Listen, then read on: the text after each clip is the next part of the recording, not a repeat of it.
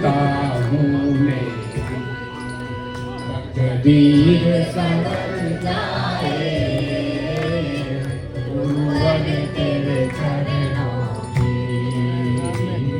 गुरुवर तेरे चरणों की।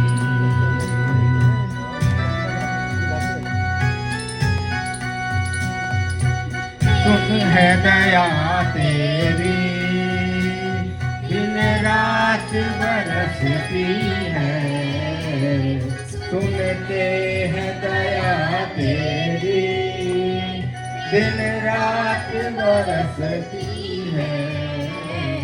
एक बूंद जो मिल जाए, एक बूंद जो मिल जाए, मन की कली खिल जाए, गुरुवर तेरे चरणों की।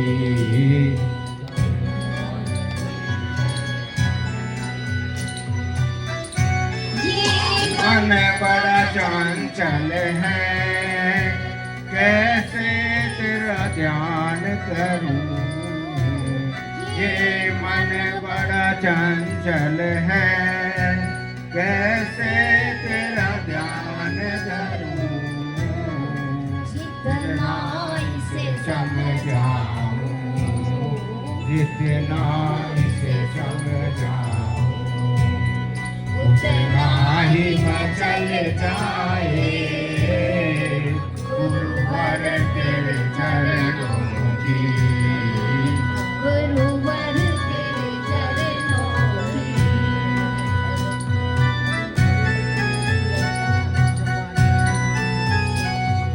नजरों से गिराना नहीं, चाहे जितनी सजा देना, नजरों से गिराना नहीं, चाहे जितनी सजा देना, नजरों से जो गिर जाए, नजरों से जो गिर जाए, मुश्किल है संभल पाए, गुरुवर तेरे चरणों की, गुरुवर तेरे चरणों की। कर धूल जो मिल जाए, सच कहती हूँ, सच कहता तकदीर संवर जाए, गुरुवर तेरे चरणों की, गुरुवर तेरे चरणों की। हर्ष जय जय जय। अरमत्याक्षरं ब्रह्मवाचकं परमेष्ठिन सिद्धिचक्रस्य सद्बीजं सरतं प्रणिदद्महे। आनंद उपकारी शास्त्रकार परमर्षि भगवंत जीव मात्र के एकांकित करने के लिए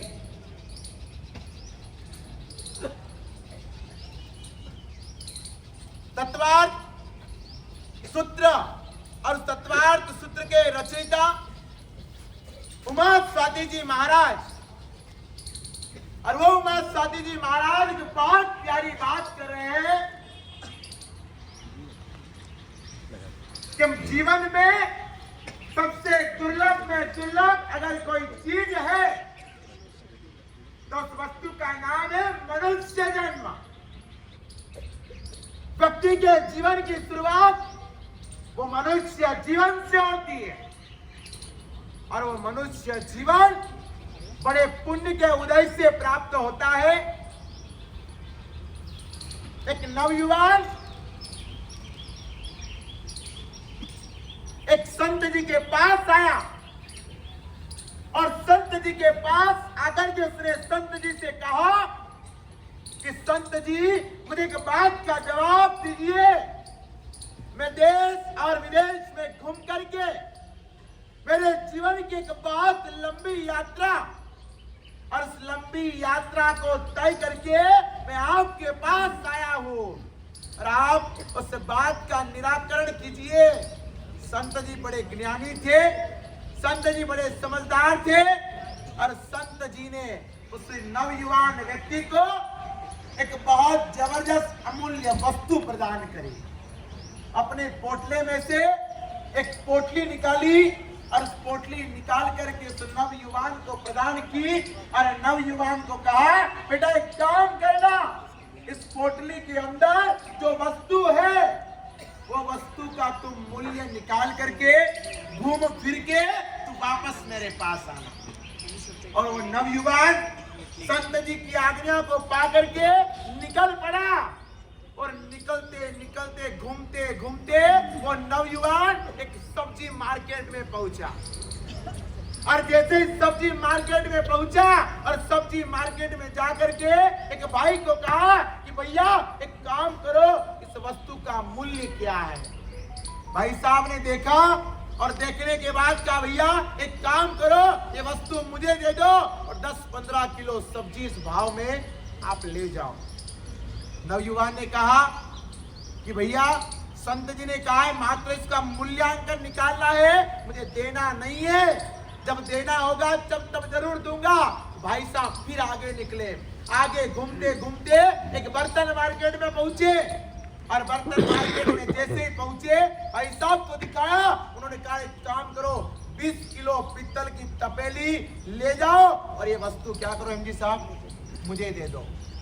भाई साहब ने फिर कहा कि मुझे तो क्या करना है, इसका मूल्यांकन निकालना है, देना नहीं है। फिर वो नवयुवान आगे गया, आगे जाते जाते वो चांदी मार्केट में गया, सोने मार्केट में गया और एक सोनी जी के पास जाकर के बोला, भाई साहब इसका मूल्यांकन निकाल करके दो। उन्होंने बोला एक काम करो, इसका मूल्यांकन 1 किलो सोना है। क्या बोला? 1 किलो सोना है, 1 किलो सोना ले जाओ और ये वस्तु तुम मुझे दे दो। भाई साहब ने फिर कह दिया कि मुझे तो मात्र मूल्यांकन निकालना है, वस्तु नहीं देना है। भाई साहब आगे गए और नवयुवान दौड़ता दौड़ता दौड़ता, शायद मुंबई आप सभी लोग गए होंगे ना। और मुंबई में सबसे बड़ा एक हब है, उसका नाम है बीकेसी। बीकेसी मुंबई का डायमंड बाजार का सबसे बड़ा हब है।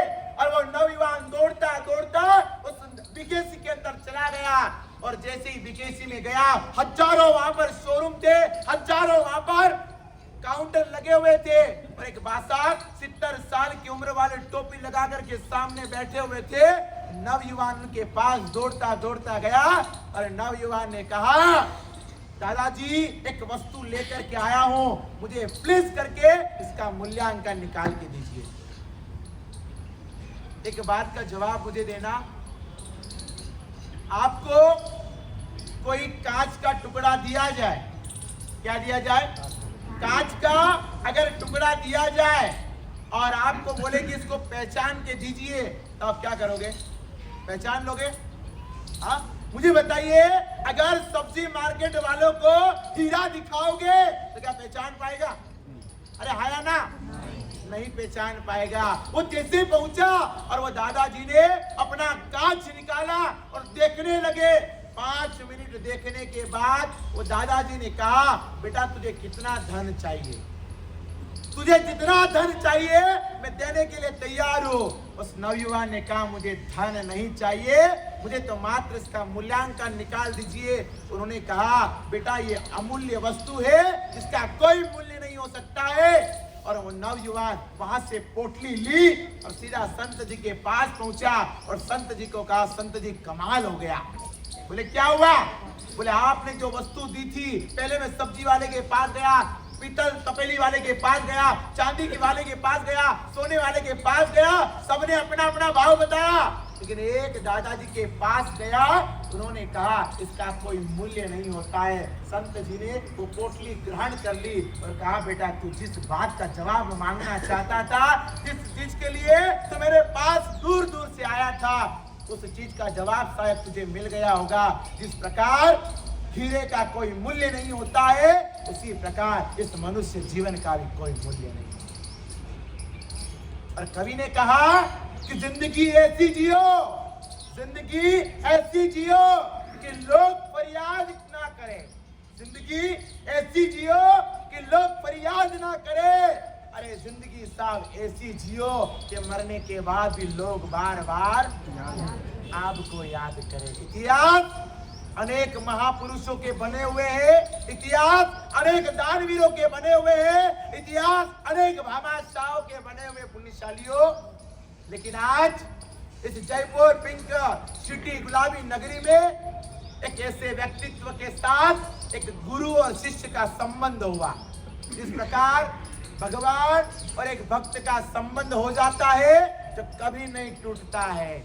आपने देखा होगा अगर दूध के अंदर नींबू डालोगे तो क्या होगा? अरे बोलो क्या होगा?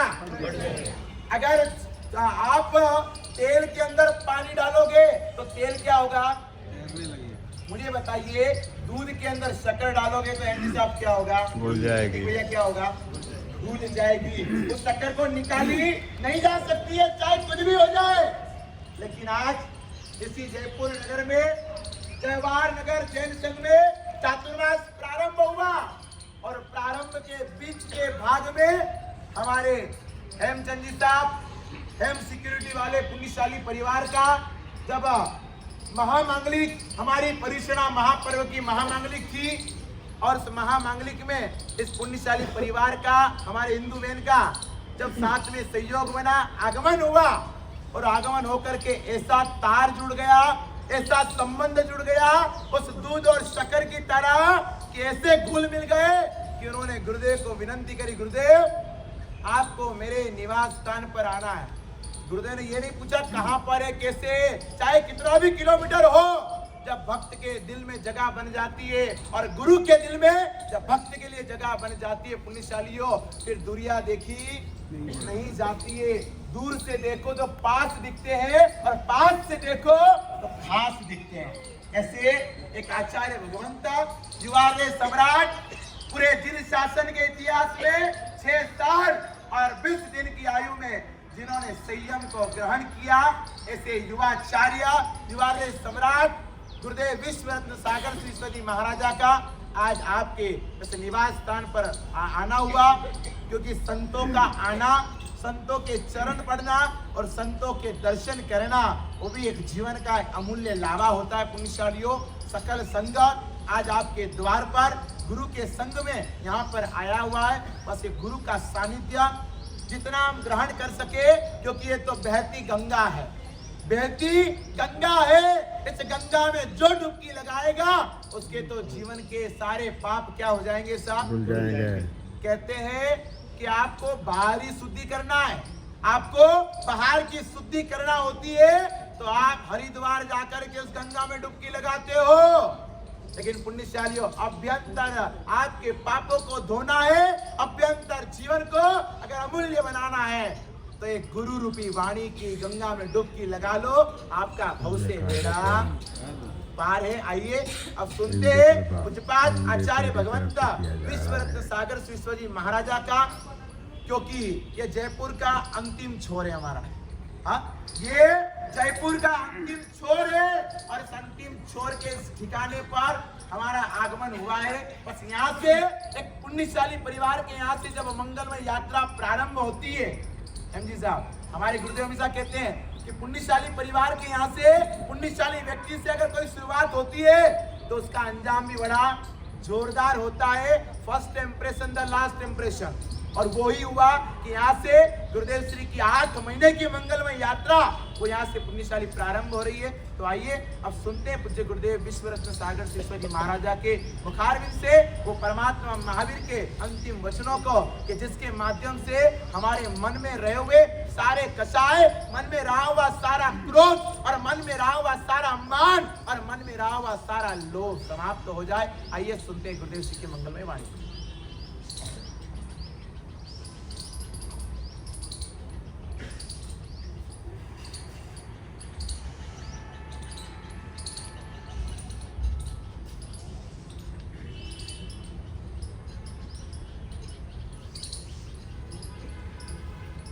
पूरा माहौल प्राकृतिक है। एक वन में विराजित हूं ऐसा माहौल लग रहा है। पक्षी चहक रहे हैं, गिलहरी हर्षोल्लास कर रही है और आप सभी के चेहरे भी बागबाग हो रहे हैं।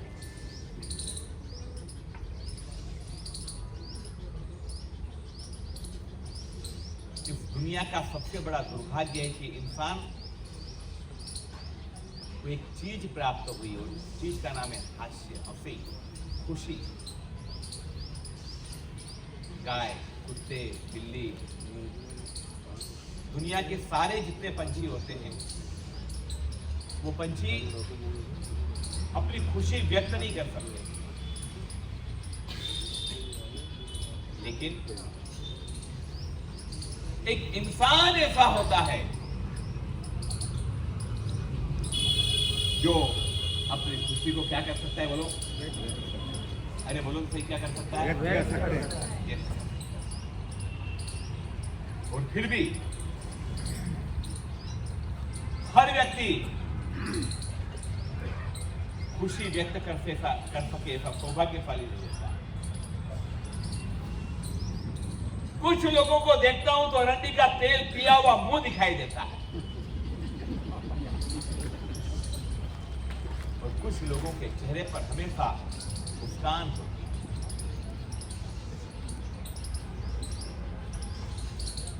जैन शास्त्रों में लोगस नाम का एक सूत्र है, लोगस। उस लोगस के अंदर बड़ी प्यारी बात करी है। उसमें कहा है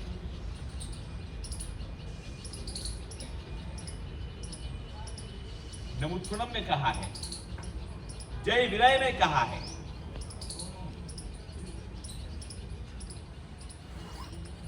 कि व्यक्ति को प्रसन्न रहना सीखना चाहिए। परमात्मा कैसे हैं कि हमेशा स्मित करने वाला, हमेशा प्रसन्न रहना।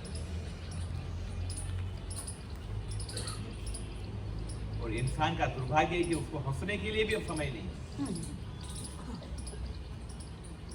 लंदन की बहुत बरसों के पहले एक सत्य घटना बनी। एक टैक्सी ड्राइवर के पास एक व्यक्ति आया कि भाई जल्दी कर, मुझे एक शो में जाना है, जल्दी बिठा मेरे को और ले चल। टैक्सी ड्राइवर ने कहा भाई कहाँ जा रहे हो? बोले उस शो में जा रहा हूँ। बोले मैं भी तो वहीं जा रहा हूँ, चलो अपन दोनों साथ चलते हैं। लेकिन किराया लूंगा? बोले हाँ जरूर दूंगा किराया। बोले आप क्यों जा रहे हो? उस व्यक्ति ने टैक्सी ड्राइवर को पूछा कि आप क्यों जा रहे हो? बोले कि मैं बहुत काफी टाइम से टेंशन में था। और वो हास्य का शो, चार्ली चैपलिन करके एक बहुत जोरदार हास्य कवि है, बहुत जोरदार, तो मैं वहां जा रहा हूं।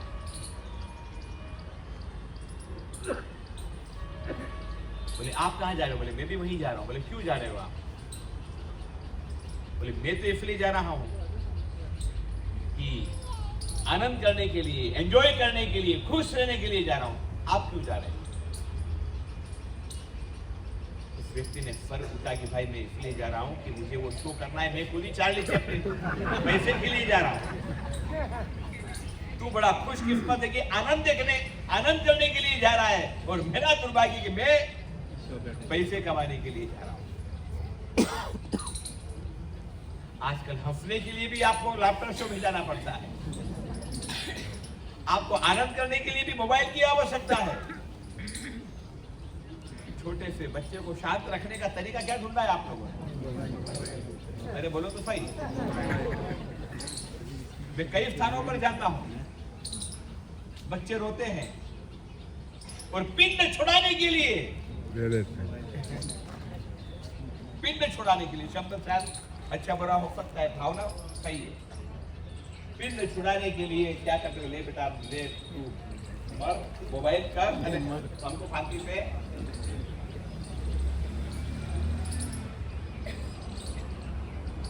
श्रमण भगवान महावीर स्वामी ने बहुत प्यारी सी बात कही।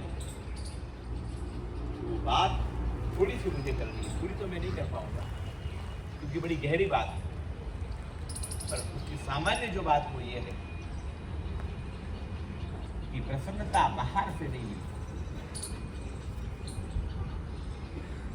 प्रसन्नता वो भीतर की चीज है, बाहर आप ढूंढ नहीं सकते,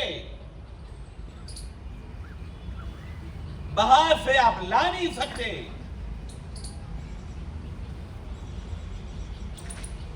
मैंने सुना है कि कस्तूरी नाम की एक मृग होता है, एक हिरण होता है, लोग उसको कस्तूरी मृग कहते हैं, और सारी दुनिया के अंदर सारे जंगल में वो घूमता है। बोलो काय के लिए घूमता है? उसको खुशबू आती है, बड़ी प्यारी खुशबू आती है, और खुशबू को प्राप्त करने के लिए वो मृग घूमता है, ढूंढता है, भटकता है, लेकिन फिर भी वो खुशबू उसको प्राप्त नहीं हो पाती। वजह क्या? वजह क्या? बाहर ढूंढ रहा है, वो बाहर ढूंढ रहा है जबकि उसके भीतर है। महावीर प्रभु ने यही कहा कि भीतर की बात है, आनंद प्रसन्नता वो भीतर की बात है, वो बाहर की बात है, बाहर कहीं ला नहीं सकते। आनंद को खरीदने की कोई प्रक्रिया नहीं है,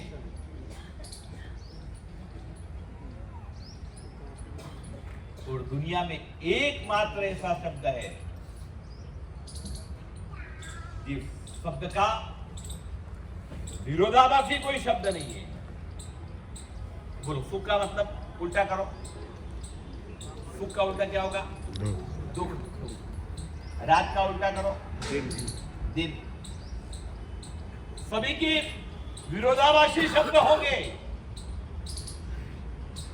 लेकिन दुनिया में आनंद का कोई विरोधाभासी शब्द नहीं हो ही नहीं सकता। क्यों? आनंद वो भीतर की चीज, सुख वो बाहर की चीज हो सकती है,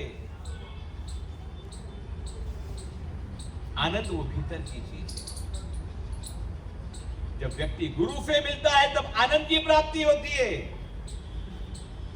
सुख की प्राप्ति नहीं होती है। एसी में बैठेगा तो काय की प्राप्ति होगी? बोलो सुख की प्राप्ति होगी। ठंडी के अंदर गर्म शाल अगर ओढ़ेगा तो काय की प्राप्ति होगी? बोलो भूख बहुत लगी है और अभी गर्मा गर्म कोई वस्तु अगर हमने खाई तो काय की प्राप्ति होगी? लेकिन एक परमानंद की प्राप्ति होती है, आनंद की प्राप्ति। गुरु के दर्शन होते हैं तब आनंद होता है, परमात्मा के जब दर्शन होते हैं तब आनंद होता है, परमानंद होता है, प्रसन्नता होती है, एकदम प्रसन्न। भीतर की चीज, बाहर की चीज नहीं। बाहर तो हम लोग बहुत घूमे, बाह्य भाव में तो हम लोग बहुत घूमे, लेकिन ये बात जब भीतर की होती है तब बात बड़ी निराली होती है। सद्गुरु वो भीतर की चीज है, वो बाहर की चीज नहीं। एक छोटी सी कहानी मैंने सुनी, मेरे जहन के अंदर वो कहानी बड़ी उतर गई। मैंने सुना है कि दिल्ली के सल्तनत का एक बादशाह कहीं जा रहा था, थोड़ा टाइम हुआ और इबादत का टाइम हो गया, इबादत का टाइम हो गया। बादशाह रुका, उसने एक चादर बिछाई और चादर बिछा करके वो खुदा की बंदगी करने लगा।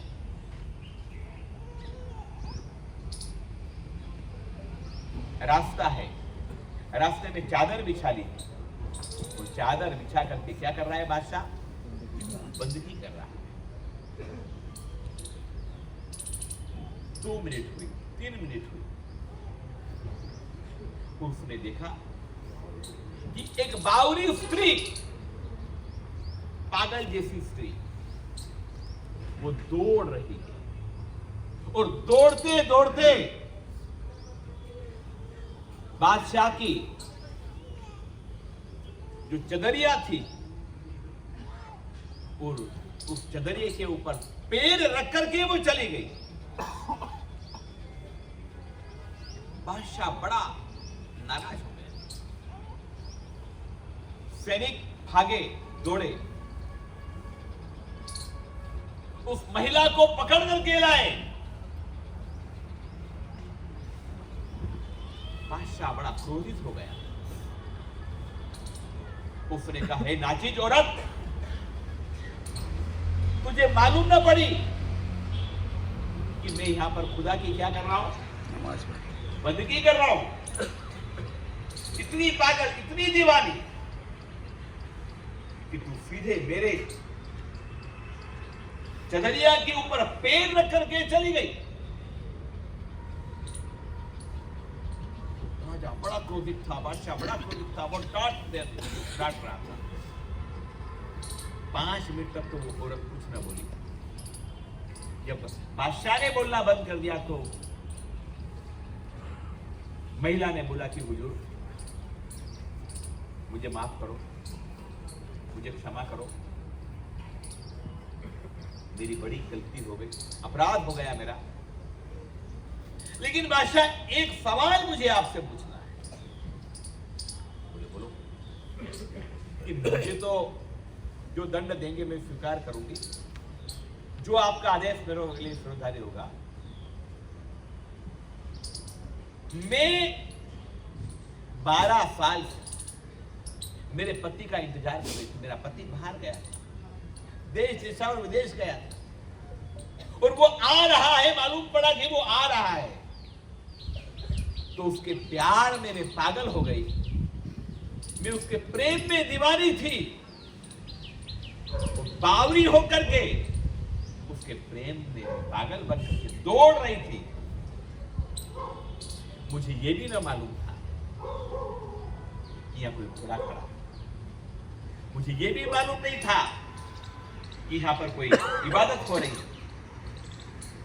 मुझे न आप दिखे, न मुझे आप दिखे, न आपकी ये चदरिया दिखी, न मुझे आपकी बंदगी दिखी। मुझे क्या दिख रहा था? मेरा खाविंद दिख रहा था, मेरा पति दिख रहा था। मैं तो दौड़ करके उसी से मिलने के लिए जा रही थी। लेकिन बादशाह सलामत, मैं तो पति की बंदगी कर रही थी और मुझे आप लोग न दिखे। लेकिन बादशाह, आप तो खुदा की बंदगी कर रहे थे, आपने मुझे किफी देख लिया। आपने मुझे किफी देख लिया, मैं तो पागल। और आप तो बादशाह खुदा की बंदगी कर रहे थे, आपने मुझे देखा तो देखा कैसे? कुछ समझ में आया कि नहीं आया? शायद हमारी जितनी भी बंदगी है ना, वो बादशाह की बंदगी है। शरीर तो वहीं पर है, लेकिन मन वहां पर नहीं है। मन पता नहीं कहां और है। आप मेरा प्रवचन तो सुन रहे हैं, प्रवचन में बैठे भी आप यहां पर हैं, लेकिन हो सकता है कि शरीर तो यहां पर हो सकता है, लेकिन मन पता नहीं कहां है। मन बच्चे में हो सकता है कि स्कूल का टाइम हो गया, हमारा कब छोड़े। अब समाज में रहना भी जरूरी, जाना भी जरूरी। और फिर हमारे प्यार के सागर की तरह हेमचंद ने इनवाइट किया है, तो अब उनको मना भी नहीं बोल सकते हैं, उनका मन भी रखना पड़ेगा। लेकिन बात बड़ी पते की, बड़ी बात प्यारी है। परमात्मा ने कहा है, बड़ी प्यारी बात करी है, सुख की अनुभूति तो बहुत करी, प्रसन्नता का अनुभव करो, आनंद की अनुभूति करो, भीतर की अनुभूति करो। और जिस व्यक्ति ने भीतर की अनुभूति कर ली, उसके लिए बाहर की अनुभूति का कोई मायना नहीं है, बाहर की अनुभूति का कोई लेना देना नहीं है।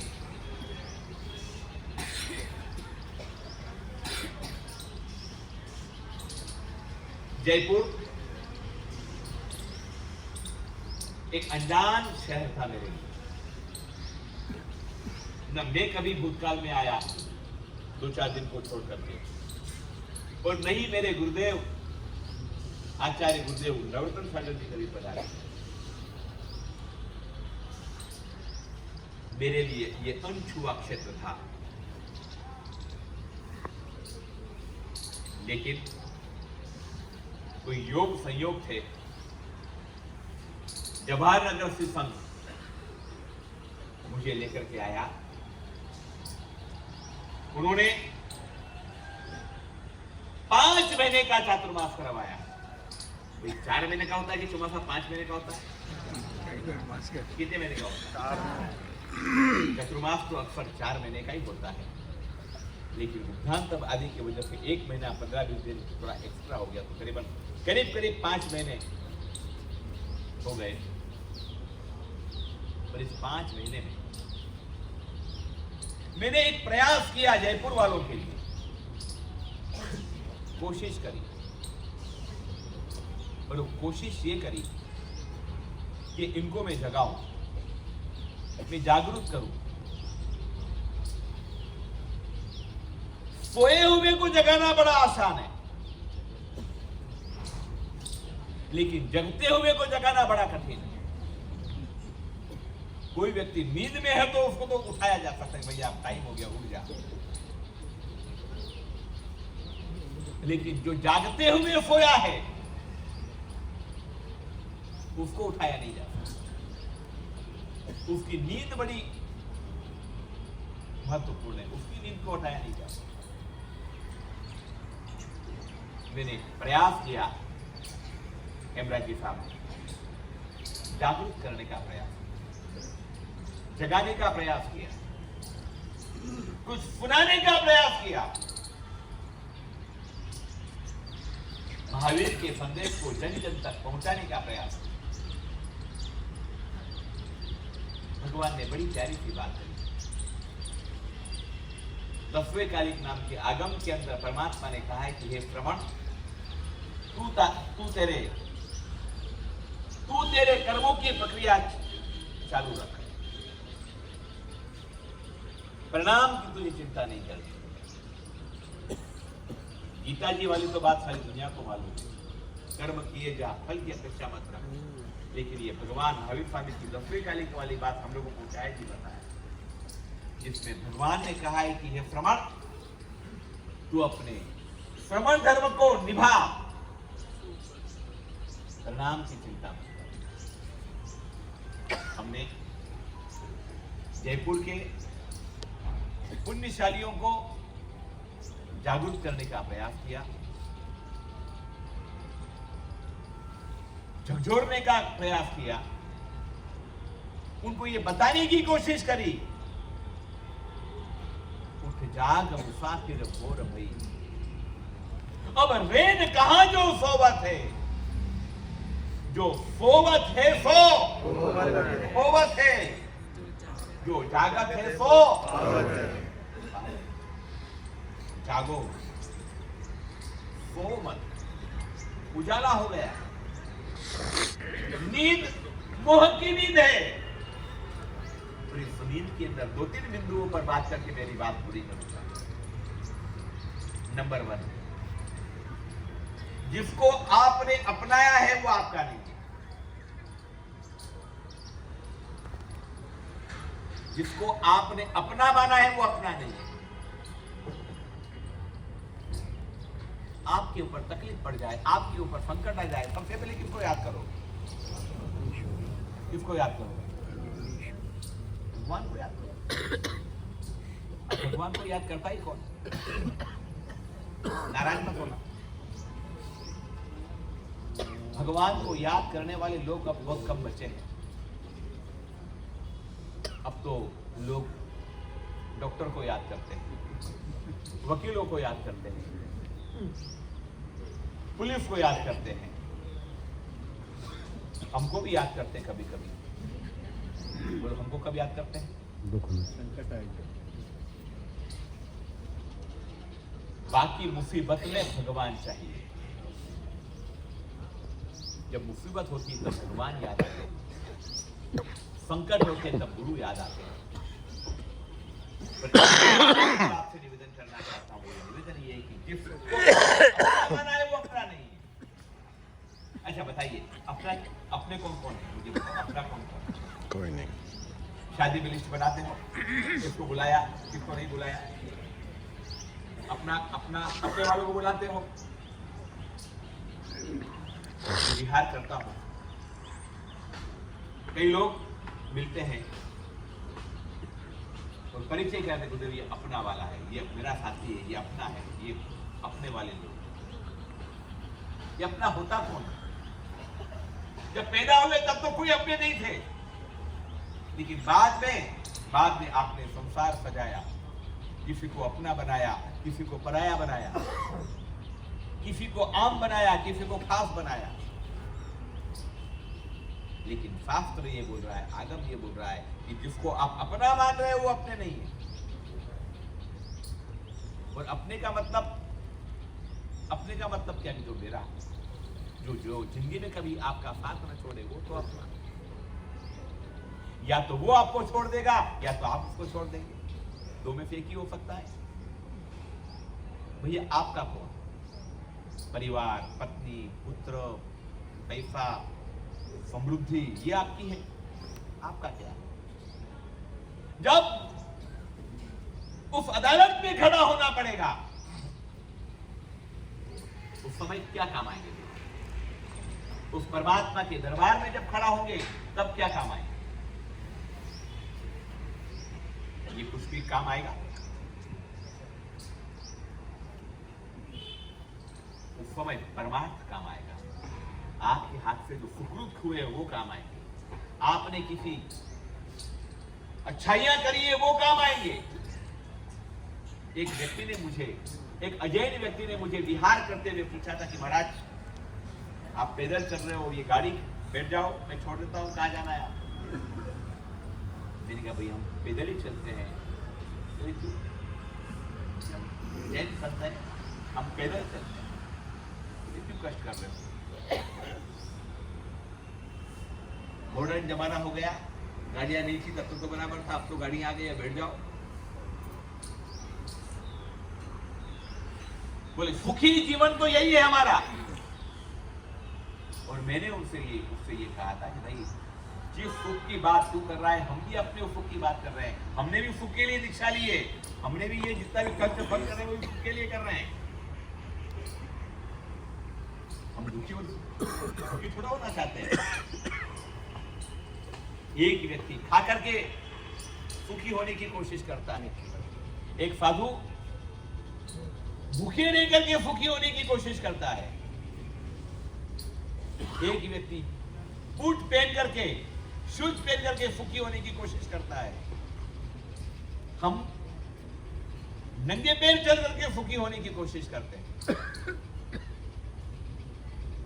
रास्ता आपका भी है, रास्ता हमारा भी है।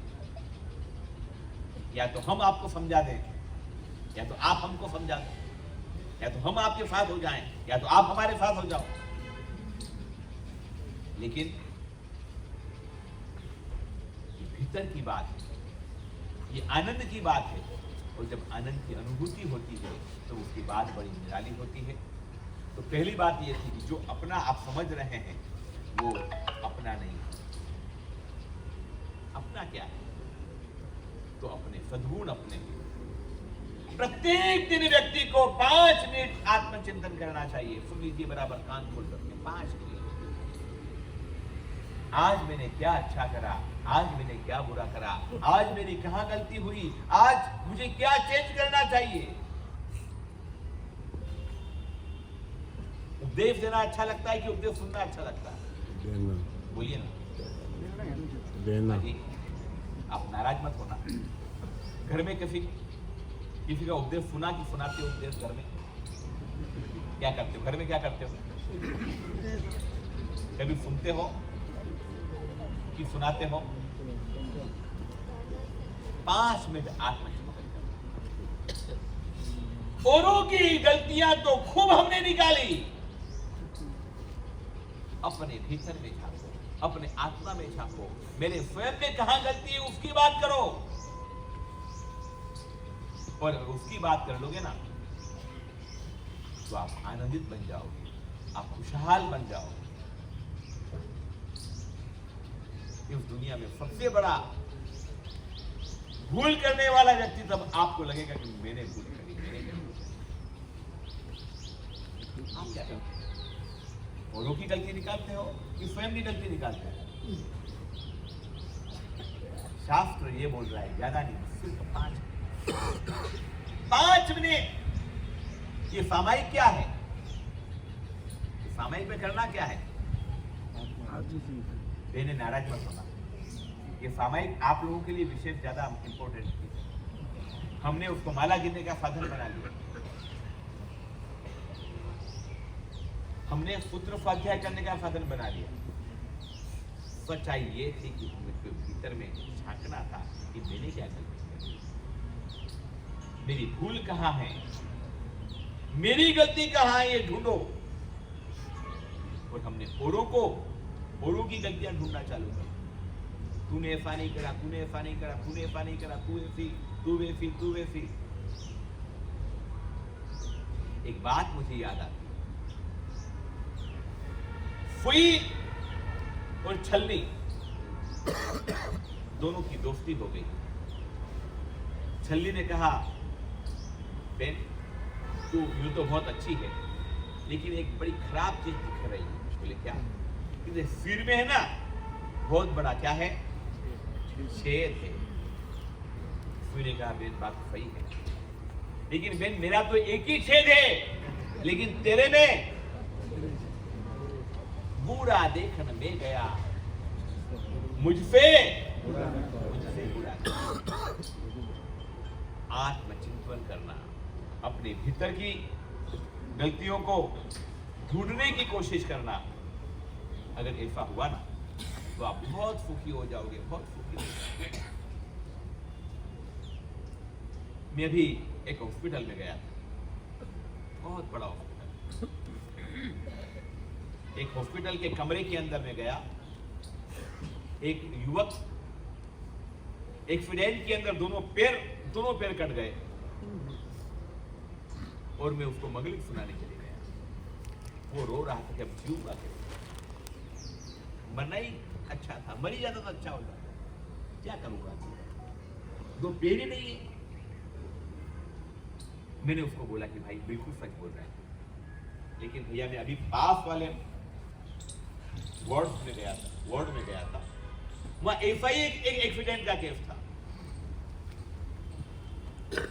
वहां पर तो एक व्यक्ति के दोनों हाथ और दोनों पैर दोनों चले गए, लेकिन वो युवक बड़ा प्रसन्न था। वो बोल रहा था, गुरुदेव क्या प्रभु की कृपा रही, क्या प्रभु का करिश्मा रहा, क्या परमात्मा का चमत्कार रहा कि हाथ पैर तो दोनों गए, लेकिन परमात्मा ने मुझे क्या कर लिया, मुझे बचा लिया। आप नेगेटिव सोचते हो कि पॉजिटिव सोचते हो? क्या सोचते हो? भगवान को कभी धन्यवाद दिया कि नहीं दिया? हे प्रभु, सचमुच में हाथ में तो चलो बात की बात, लेकिन तूने मेरी जिंदगी बचा ली, ये क्या काम है? मैंने उस नवयुवक के, भाई तू पैर की छोड़, तेरे तो हाथ है, आंख है, कान है, सब कुछ है, केवल तो पैर ही करने की क्या बात है? और अभी ये बात करने की, नेगेटिविटी छोड़ो, पॉजिटिविटी अपनाओ। जो नहीं मिला उसका रागड़ा मत कानो, उसका दुखड़ा मत कानो। जो मिला है ना उसका आनंद करो साहब, जो ईश्वर ने हमको दिया है उसमें खुश रहो, ईश्वर का आभार मानो, प्रसन्न रहो, एकदम खुशहाल रहो। आपको 90% मिला है, 10% नहीं मिला है। 90% जो मिला है उसकी खुशी नहीं दिखाई दे रही है, जो 10% नहीं मिला है उसका दुख दिखाई दे रहा है, उसके लिए सर कूट रहे हैं, छाती कूट रहे हैं।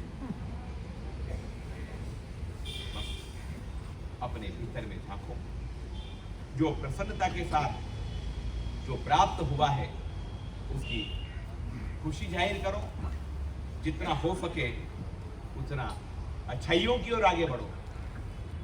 इस वर्ल्ड का, इस दुनिया का सबसे बेस्ट में बेस्ट अगर कोई धर्म है ना, बोलो कौन सा धर्म? बोलो जैन धर्म।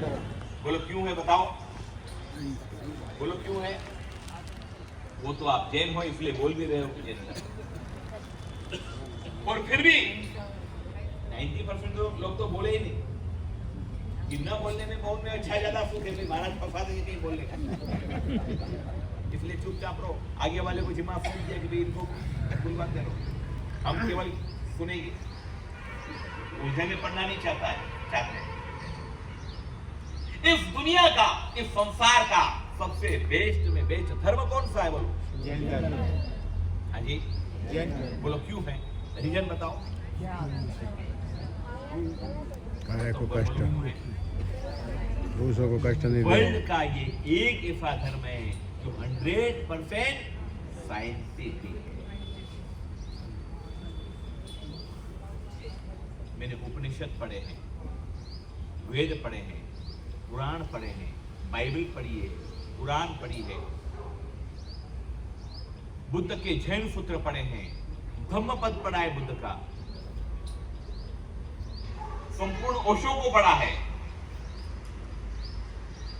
लास्ट सब पढ़ने के बाद मैं आपको बोल रहा हूं, जैन धर्म में जो साइंटिफिकता है, जो तर्क है, जो विज्ञान जैनिज्म में वर्ल्ड के अंदर, संसार के अंदर ऐसा कोई विज्ञान, जैन धर्म का एक शास्त्र है इसका जीव विचार, उसका नाम है जीव विचार। मैं गारंटी देता हूं पूरी वर्ल्ड की लेबोरेटरी उसके आगे फेल है। उसके अंदर जो साइंटिफिक बातें करी है वैसी वर्ल्ड में कहीं बात नहीं करी। ऐसा जैनिज्म धर्म हमको मिला है साहब, उस धर्म को हम समझ नहीं पा रहे। विदेश के लोग अपने धर्म से ध्यान की प्रक्रिया करते हैं, और वो लोग अगर बताते हैं तो हम मानते हैं कि हाँ साहब ये बात बराबर है। हमारे संत बोलेंगे तो समझ में नहीं आएगी। बंबई में मेरा चतुर्मास था, भी अभी 1 साल पुरानी घटना है। बंबई की घटना है, एक व्यक्ति मेरे पास दर्शन करने के लिए आया, बोले बोलते चेन्नई जा रहा हूँ। बोले क्यों? बोले बहुत बड़ा नेचुरोपैथी सेंटर है, 1 लाख रुपए की उसकी एक दिन की फीस है, और उस शरीर में बहुत परेशानियां हैं, बहुत प्रॉब्लम है, और दिखाने के लिए जा रहे हैं। भैया मेरी बात मानोगे? ये आइमिल नाम का एक जैन धर्म में व्रत बताया है। क्या बताया है? आइमिल में नमक नहीं खाना, मिर्च मसाले नहीं खाना, घी नहीं, तेल नहीं, शक्कर नहीं, कुछ नहीं। अब थोड़े टाइम करके देख लो। हाँ बोले मुझे वो तो कहाँ होता है अपने पहले तो सबने बोलते हो, आप तो आशीर्वाद दो, मैं तो जा रहा हूँ। 10 दिन के बाद वापिस आए, गुरुदेव जाके आ गए? बोले हाँ जाके आ गया। क्या हुआ? बोले बस बहुत अच्छी दवाई करी। क्या दवाई करी? तो उन्होंने कहा कि मुंह का पानी, सुबह मुंह का पानी चावल कोड़े खाना, किसी भी प्रकार की तेल की तली हुई वस्तु नहीं खाना, घी बिल्कुल बंद, मैदा नहीं खाना, बाजार का नहीं खाना, चरकी चीजें नहीं खाना। मैंने फर्क किया कि भाई लाखों रुपए बिगाड़ के वही तो किया जो मैंने बोल रहा था। मैं तो ये बोल रहा था, पर मैं बोल रहा था वो समझ में नहीं आ रहा था। वो डॉक्टर लाखों रुपए देने के बाद लिखे वो समझ में आ रहा है। सृष्टि का सबसे बेस्ट में बेस्ट अगर कोई धर्म है ना साहब, जैनिज्म है। हजारों साल पहले महावीर ने कहा था कि पानी में जीव है, वनस्पति में जीव है, हवा में जीव है। ये मैं जो बोल रहा हूं शब्द, वो पुद्गल, वो भगवान महावीर ने हजारों साल पहले कहा था। आज साइंस ने वो सिद्ध किया है। ऐसा धर्म मिला है। पॉजिटिव बनो, नेगेटिविटी का त्याग करो, अपने आत्म कल्याण की दिशा में आगे बढ़ो। इस वर्ष, इस चतुर्मास में एक अद्भुत व्यक्तित्व का परिचय मुझे हुआ। एक मिलने जैसा व्यक्ति, जिसको मिल करके मुझे प्रसन्नता होती।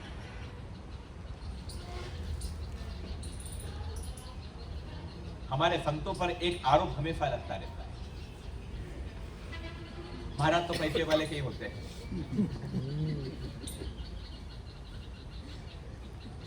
लेकिन मैं ईमानदारी से बोल रहा हूं, मैंने पूरे चतुर्मास में किसी भी व्यक्ति को मना नहीं करा।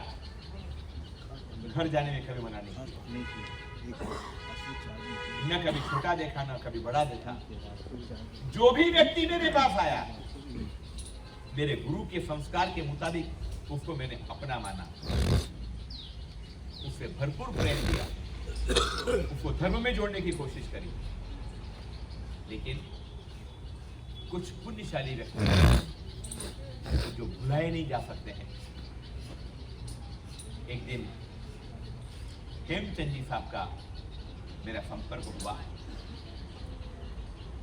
मिलने जैसा व्यक्ति लगा। गुणगान तो मुझे गाना नहीं है, मेरे उसूल में भी नहीं है, लेकिन दिल का साफ व्यक्ति, धर्म के प्रति समर्पित व्यक्ति और गुरु के प्रति सम्मान रखने वाले एक पुण्यशाली का परिचय हुआ।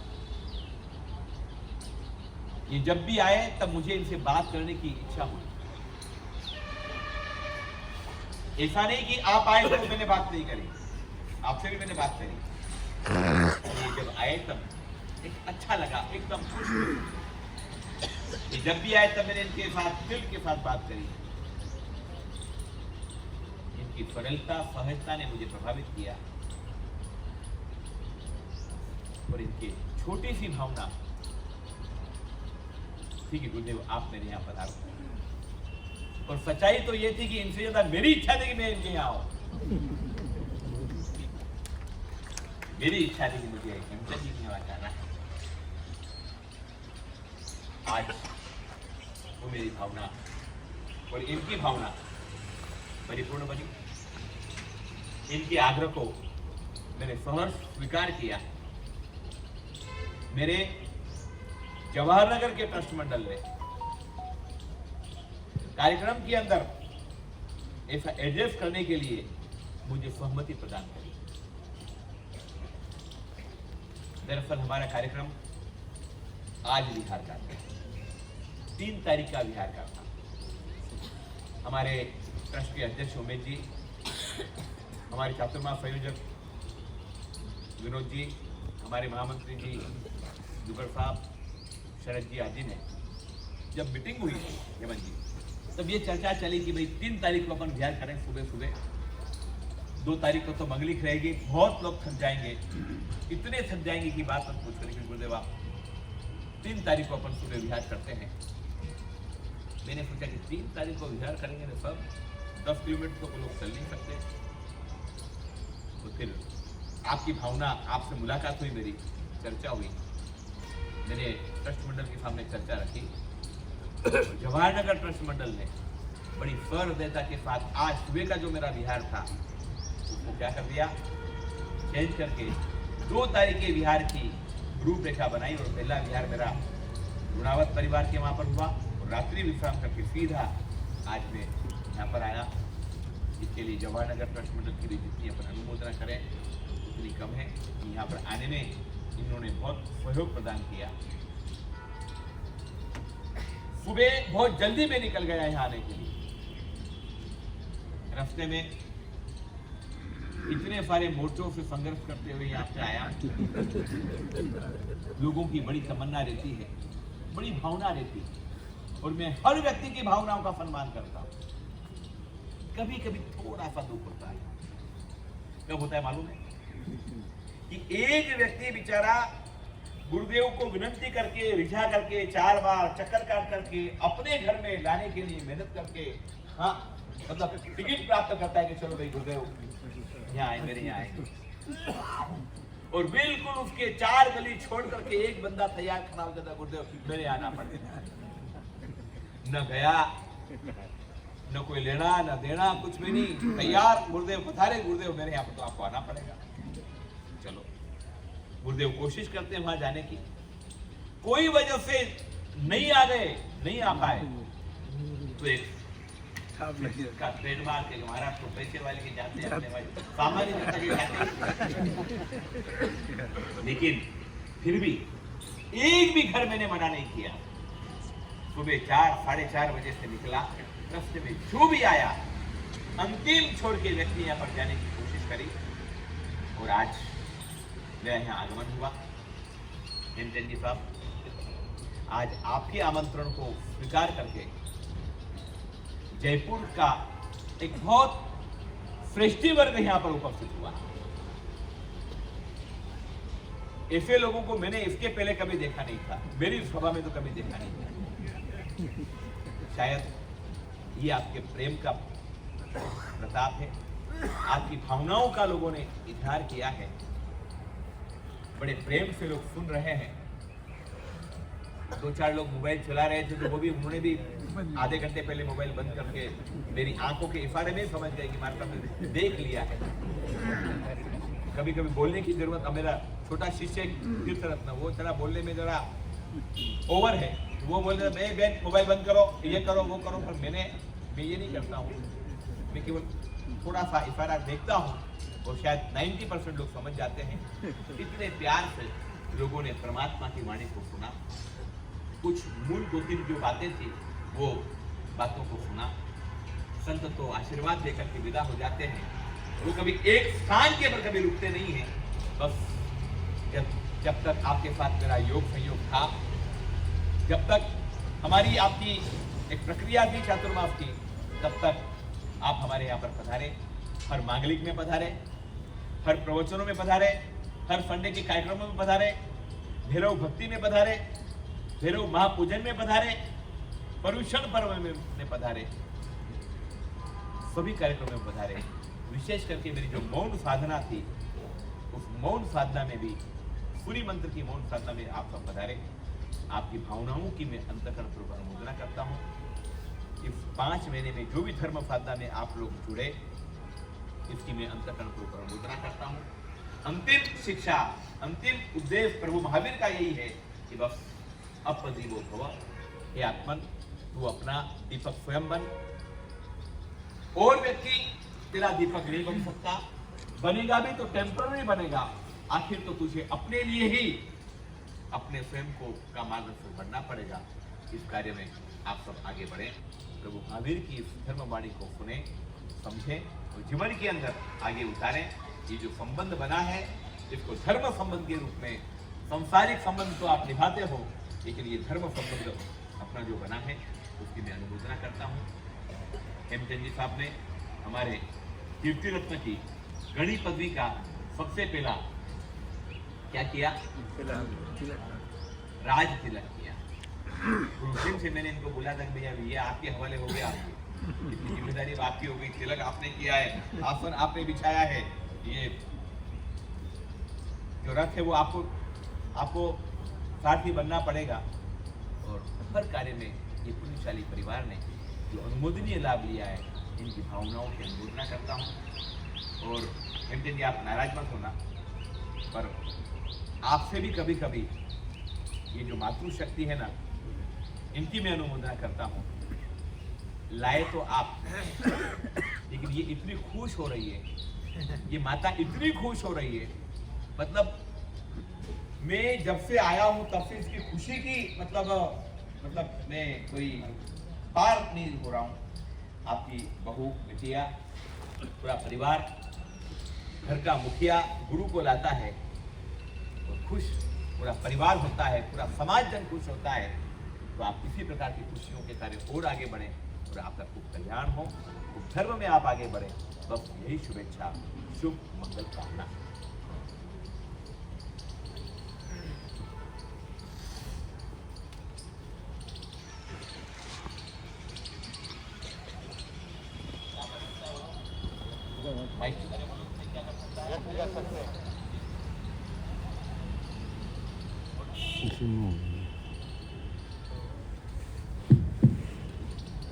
श्री महावीराय नमः। श्रद्धे आचार्य श्री के चरणों में वंदन, मुनिवर श्री के चरणों में वंदन। हमारा परम सौभाग्य रहा है कि आज हमारे आवास पर आप पधारे हैं। आपका आगमन न हमारे आवास को ही पवित्र करेगा बल्कि मन, वचन, कर्म की पवित्रता को भी बढ़ाएगा। आपने इतना सुंदर प्रवचन दिया है, ज्ञानवर्धक बातें की है, धार्मिक बातें की है, हम सब उनके और आगे बढ़ाएंगे। आप सब धर्मावलंबी यहाँ पधारे, आचार्य श्री का, मुनिवर श्री का व्याख्यान सुना, लाभान्वित हुए। मैं आपका बहुत आभार प्रकट करता हूँ कि आप समय निकाल के आए और आप इतना समय दे पाए। श्री वर्तमान है। पुण्यशालियों, आगे की सूचना कर दो, आगे की क्या है प्रोग्राम। आज दिन भर पूज्य आचार्य भगवंत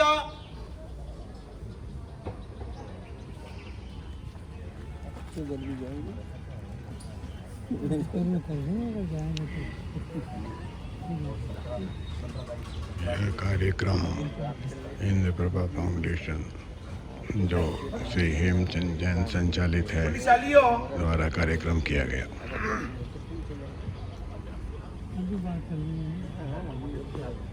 पुण्यशालियों,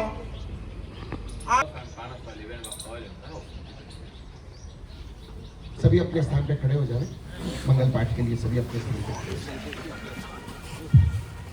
अंगूठे अमृत बसे रवितना भंडार, श्री गुरु गौतम समरिए वांछित फल दातार। श्री गुरु नवरत्न समरिए वांछित फल दातार। भावे भावना भारिए भावे दीजे दान, भावे जिन वर पूजिए भावे केवल ज्ञान। हाथ जोड़िए, 3 बार बोलिए, मते वंदनामि, मते वंदनामि, मते वंदनामि। वासक्षेप यहाँ पर आज आए हैं, इतना अनुमोदनीय भाव के साथ में बुलाया आपने, इतनी अपनी अनुमुद्रा करी कि आपने हमारी प्रार्थना स्वीकार की है। बराबर। इंदुबेन पधारो भाई। इनकी प्रसन्नता मतलब बड़ी अद्भुत लगी मेरे को। सही बात। खुश होती बोलिए माता जी।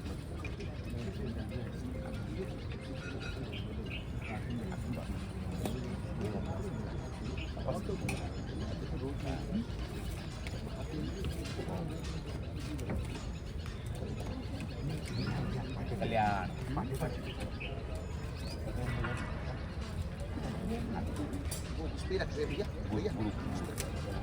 गुरु के ऊपर